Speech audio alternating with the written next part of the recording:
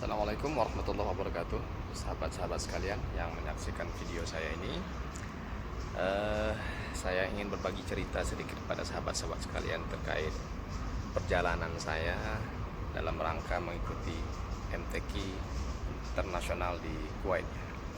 Kalau di Kuwaitnya tidak dikenal dengan istilah MTQ, tapi Jaizatul Kuwait Ad-Dawliyah li Hifdzil Qur'ani wa qiraatihi wa tajwidihi wa tajwidi qiraatihi wa tartil, ya.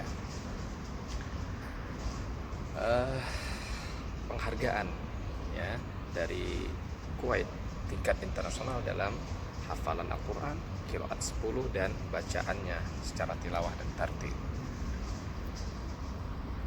Jadi saya ingin cerita sedikit sahabat-sahabat sekalian. Saya sebetulnya pada awalnya dipersiapkan untuk mewakili Provinsi Sumatera Barat pada Musabaqah Tilawatul Quran tingkat nasional di Banjarmasin, Kalimantan Selatan. Kemudian sekira 2 bulan menjelang pelaksanaan, nama saya dibatalkan gitu ya, dengan sebab tertentu yang barangkali tidak perlu saya ceritakan. Padahal saya sudah mengikuti proses tahap seleksi itu dari awalnya.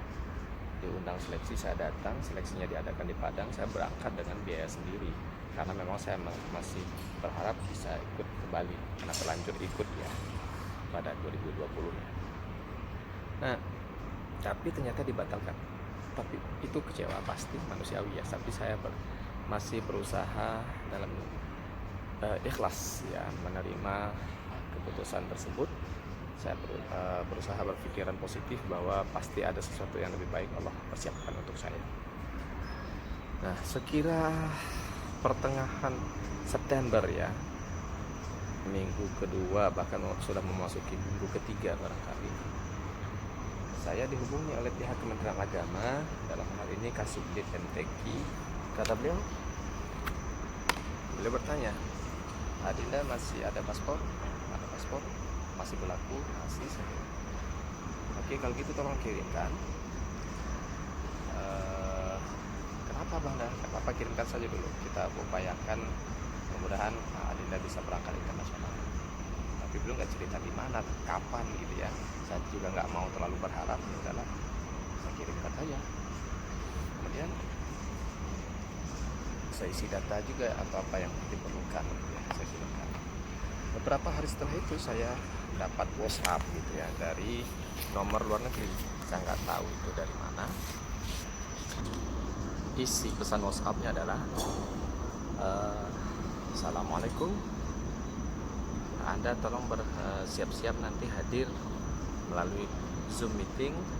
Kita akan melaksanakan ikhtibar jam 4 waktu Kuwait, kira-kira begitu ya. Saya kaget juga, ini nomor tidak dikenal, jangan-jangan ini scam atau penipuan dan seterusnya. Tapi saya teringat dengan abang yang telepon dari Kemenak tadi. Saya screenshot WA tersebut, saya tanya, Abang dah, ini ada WhatsApp. Saya cek nomornya, nomor luar negeri sepertinya dari Kuwait. Apakah ada hubungannya dengan yang kemarin abang minta paspor? Saya bilang begitu. Oh iya Dinda, kita Kemenak sedang mengupayakan antum dikirim ke Kuwait untuk MTQ internasional. Oh begitu, saya sih dalam hati saya senang sekali itu, masya Allah. Mudah-mudahan ini adalah hikmah dibalik kenapa saya gagal berangkat ke MTQ nasional.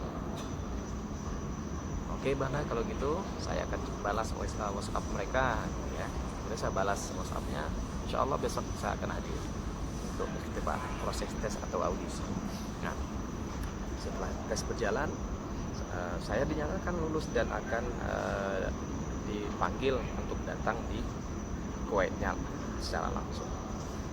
Singkat cerita, itu adalah sekitar 3 minggu ya, atau lebih sedikit lah, nggak nyampe sebulan lah ya, 4 minggu paling lama itu, tapi nggak nyampe sebulan, nggak nyampe 30 hari. Setelah itu saya tunggu ini kok nggak ada informasi gitu ya. Saya tanya ke Kemenak juga, mereka belum mendapatkan informasi. Jadi saya masih bertanya-tanya jadi berangkat atau tidak ke Kuwaitnya, sehingga saya tidak mau cerita sama orang, takutnya gagal gitu kan. Padahal kita pengennya minta doa sama guru, sama siapa saja gitu ya. tapi saya batasi hanya pada orang-orang tertentu yang sangat dekat sekali kepada saya. Saya menceritakan proses yang sudah sampai di mana, tapi saya tidak cerita ke yang lain, takutnya nanti gagal dan segala macam, nggak jadi ya, malu juga kan. Nah kemudian baru saya dapat informasi bahwa akan berangkat itu 1 hari menjelang keberangkatan. Jadi visa dan tiket itu baru dikirim ke saya itu sehari menjelang keberangkatan gitu ya. Coba tuh bayangkan, kita nggak ada persiapan karena masih bertanya-tanya ini jadi itu tidak gitu ya. Ya nggak ada persiapan apa-apa sebetulnya. Termasuk pakaian segala macam itu belum saya persiapkan, karena saya tadinya kan awalnya diperkirakan berangkat tanggal 11, ternyata tanggal 10, dan tahunya sehari menjelang itu tanggal 9. Ya persiapannya apa adanya saja lah, bismillah saja. Nah ketika saya sudah berangkat, ini luar biasa juga ya, masya Allah, saya itu merasa waktu tampil di Kuwait itu tidak maksimal ya, sama sekali tidak maksimal. Yang saya tahu kemampuan saya, maksudnya mungkin sebetulnya bisa lebih dari itu. Ketika menjelang tampil pun saya coba latih, bisa tampil lebih baik dari itu, tapi qadarullah ketika tampil saya merasa itu ya, saya udah pesimis lah. Begitu saya tampil saya langsung bikin status, saya menyampaikan ucapan permohonan maaf kepada masyarakat Indonesia. Orang bertanya juga, kok sampai segitunya ya? Saya bilang ini adalah, bagi saya ini adalah amanah yang dititipkan melalui Kementerian Agama, yaitu amanah bangsa Indonesia, umat Islam Indonesia terutama. Tapi saya merasa tidak bisa menunaikan amanah itu secara baik ya, perlu saya menyampaikan maaf. Tapi qadarullahnya masya Allah, penampilan saya yang begitu itu ternyata dapat apresiasi dari hakim. Buktinya saya ditetapkan sebagai juara 1. Nah apresiasi yang lainnya barangkali ini menjadi kebahagiaan bagi saya. Teman-teman yang pernah atau yang ikut musabaqah qori ataupun lainnya, saya kira sama. Ketika kita mendapatkan apresiasi dari, katakan dalam tanda petik, saingan kita yang menjadi lawan gitu ya, dalam tanda petik ya, itu mengatakan anta tastahiqqu biha, kami sudah tahu ketika anda baca itu ini bakalan juara, mereka sampaikan begitu. Nah itu suatu kepuasan bagi kita. Meskipun secara pribadi pun saya masih nggak bakalan lah, kalaupun masuk 5 besar insya Allah mudah-mudahan, tapi sampai juara 1 kan ya enggak. Tapi alhamdulillah pada pengumuman dinyatakan sebagai juara 1. Alhamdulillah. Nah ini hikmah pertama, gagal di tingkat nasional ternyata bisa juara 1 di tingkat internasional. Bahkan 2 kali saya dikirim ke internasional, dulu pada 2013, 9 tahun yang lalu juara 1 juga. Tahun ini bisa juara 1 juga. Alhamdulillah, ini suatu prestasi yang perlu kita syukuri gitu ya. Nah, kemudian terkait kepulangan saya dari Kuwait itu, karena saya dapat juara, ada beberapa hal yang mesti diurus. Saya tidak bisa langsung pulang, sehingga tiket saya dimundurkan 1 hari awalnya, karena besoknya mau ada yang diurus. Ketika urusan itu sudah selesai, saya pulang ke saya pulang ke hotel. Dalam perjalanan saya sampaikan kepada LO, panitia dari Kementerian Auqaf, kapan saya pulang jadinya. Insya Allah malam ini saya sudah dikabari, katanya. Itu pesawat jam 22.20. Oke. Begitu sampai di hotel, saya minta ke panitia mana tiketnya. Begitu dilihat tiketnya, tanggal 21. Ya, berarti besoknya lagi. Gitu ya. Ya Allah. Kaget juga, kebetulan waktu itu saya didampingi oleh Buddha Aidil, beliau diaspora di Indonesia yang ada di sana, yang berasal dari Minangkabau. Jadi di sana ada persatuan orang Minang juga ya. Kalau tidak salah saya namanya Minang Sepakat. Beliau malah gembira juga sebetulnya, karena ada keinginan mereka untuk mengajak saya safari desert ya, maksudnya merasakan camping di tengah gurun gitu ya. Jadi beliau kan sebelumnya bercerita, beliau ngajak saya keliling Kuwait, melewati Jebel Bridge yang termasuk yang terpanjang di dunia, kalau nggak salah nomor 4 atau nomor berapa. Kemudian keliling, lihat gurun siang hari kan. Beliau cerita, orang sini kalau udah memasuki musim dingin gitu ya, itu mereka suka camping, pasang tenda sekeluarga gitu. Itu rame ini di gurun kan. Wah, saya jadi tertarik juga. Nah, ketika tiket saya ternyata batal, mereka langsung bikin acara gitu, mengundang saya. Nah ini hikmah juga barangkali saya merasakan bisa ikut itu gitu ya. Alhamdulillah, mungkin teman-teman udah lihat videonya juga ya di Facebook saya. Saya bikin video juga di situ. Insya Allah nanti kita share lah videonya di YouTube ya, Insya Allah. Nah, itu hikmah. Kemudian ada hikmah lagi ketika saya pulang tanggal 21 kemarin itu, saya check in. Sampai di bandara, pihak maskapai mengatakan kaget ya ketika check in. Pak, ini tiket Anda sudah di cancel, bukan tanggal 21 tapi 22. Duh, saya kaget, lemes juga kan. Oh, berarti mundur lagi saya 1 hari. Bagaimana saya akan berangkat? Sementara saya tiket saya tanggal 21 saya sudah check out dari hotel.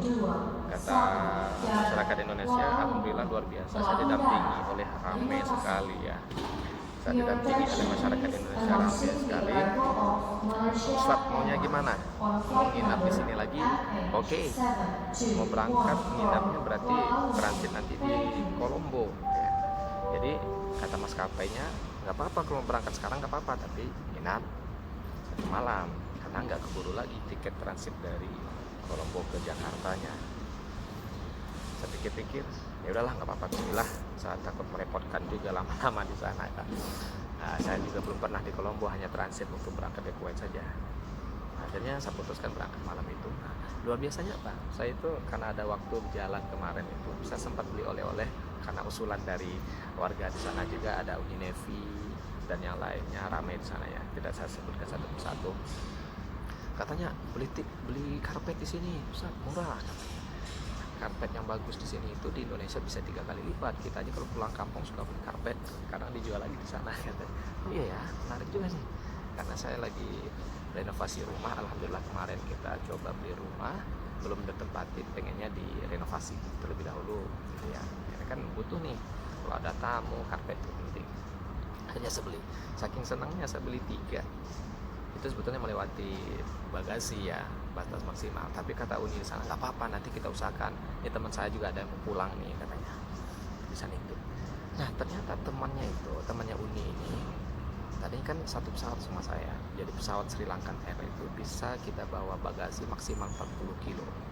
Berarti kan temennya katanya nggak bawa barang, ternyata akhirnya beliau bawa barang sekitar 20 kilo, ada kelebihan 20 kilo lah, 20 kilo lagi. Nah saya mau nitip di situ. Ternyata pesawatnya dipindahkan ke Qatar Airways. Nah, di Qatar Airways itu nggak boleh lebih dari 30 kilo. Sementara beliau sudah bawa barang 20 kilo, hanya maksimal 10 kilo barang saya yang bisa saya titip. Nah, ketika nitip itu ya, ternyata barang saya itu 16 kilo kalau nggak salah, atau berapa kilo lah. Ada kelebihan, ya 16 atau 17 kilo, ada kelebihan sekitar 6-7 kilo. Biasanya itu Qatar itu paling ketat kan. Nah, luar biasanya itu lancar saja, nggak dipermasalahkan oleh bagian check-in-nya gitu maskapai Qatar. Alhamdulillah lewat satu. Sampai mbaknya itu yang pulang itu bilang, ini mukjizat nih Pak, nggak pernah terjadi. Nah, saya kembali ke check-in saya itu semua sudah selesai, tinggal saya yang check-in di Sri Lanka, tadinya ramai antrian. Akhirnya saya berangkat malam itu dan dikasih akomodasi ya, kompensasi, nanti menginap di Kolombo. Oke. Nah, menariknya adalah bagasi saya itu ada 2, ada bagasi yang gede itu ya, koper, ada karpet. Tapi saya nggak bisa bawa karpet, cuma bisa bawa 1 karena rencananya 3 lagi itu akan dikirimkan melalui kargo ya. Nah, yang 1 ini adalah hadiah dari seorang sahabat kita yang ada di sana juga. Beliau belikan 1, yang saya beli sendiri itu justru nggak bisa dibawa tadi. Nah, tapi karena tinggal kita ini the power of emak-emak gitu ya, uni-uni di situ bilang ke petugas yang ada di situ, yang bosnya lah, saya nggak tahu disebutnya apa, supervisor atau apa.